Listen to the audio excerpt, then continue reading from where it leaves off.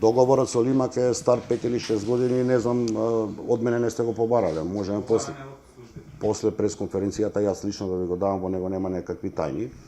Второ, објектот кој што сега се гради, тоа е хотел на ќошот на Железничка, тој не е дел од тој договор. Значи, тој е објект кој што излегува, да речам, надвор од тој договор и нити е предмет на купопродажба во договорот што Лимак има склучено со градот, туку Лимак локацијата и самиот објект ќе има купен од приватен инвеститор. Таму требаше да има хотел пред 7-8 години, може би повеќе.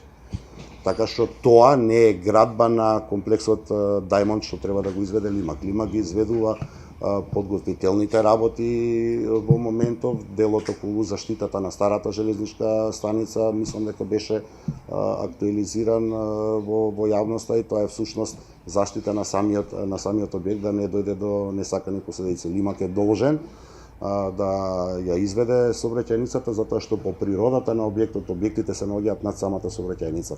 Не може да ги изработи објектите доколку сообраќајницата не биде претходно изработена. Објектот за кој што вие посочувате не е дел нити од договорот со градот, нити е дел каде што треба да се наоѓа сообраќајницата, туку е купопродажба од претходен собственик на хотел.